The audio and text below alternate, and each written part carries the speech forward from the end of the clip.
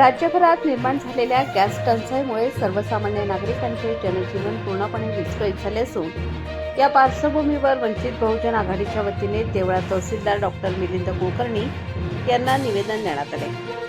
नरेंद्र कब मिलेगा सिलेंडर या आंदोलनाच्या माध्यमातून तहसीलदारांना विविध मागण्यांचे निवेदन सादर करण्यात आले।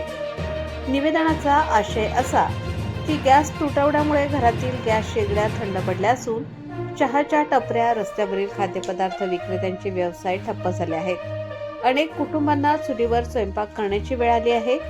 राज्यातील लघु व्यावसायिकांना दुकाने बंद ठेवावी लागत असून लग्न समारंभ व घरगुती कार्यक्रम पुढे ढकलले जात आहेत। वसतिगृहांमध्ये गॅस अभावी विद्यार्थ्यांच्या जेवणाची व्यवस्था कोलमडली असून अनेक विद्यार्थी आपल्या गावाकडे परतले आहेत। या परिस्थितीचा थेट परिणाम सर्वसामान्य नागरिकांवर होत असल्याचे आंदोलनकर्त्यांनी नमूद केले। दरम्यान अकोला येथील सरपंच शंकरराव शिरसाट यांचा गॅस सिलेंडर मिळवण्यासाठी तासनतास रांगेत उभे असताना दुर्दैवी मृत्यू झाला, तर अमरावती येथेही अशाच प्रकारे एका युवकाचा मृत्यू झाल्याच्या घटनांनी राज्यात संतापाची लाट उसळली आहे।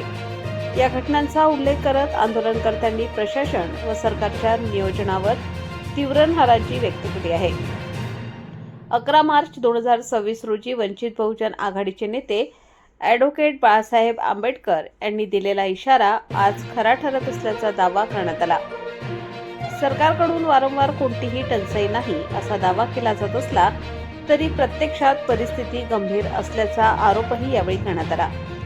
यावेळी गॅस सिलेंडरची कृत्रिम टंचाई तात्काळ थांबवणे, काळा बाजार रोखणे, 25 दिवसांची अट शिथिल करणे, वसतिगृहातील विद्यार्थ्यांसाठी कम्युनिटी किचन सुरू करणे, परिस्थिती कधी सामान्य होणार याबाबत सरकारने स्पष्ट माहिती जाहीर करणे, तसेच KYC अभावी गॅस नाकारलेल्या नागरिकांना तातडीने सिलेंडर उपलब्ध करून देण्याच्या प्रमुख मागण्या करण्यात आल्या आहेत। मागण्यांकडे दुर्लक्ष झाल्यास आंदोलन आणखी तीव्र करण्याचा इशारा देण्यात आला।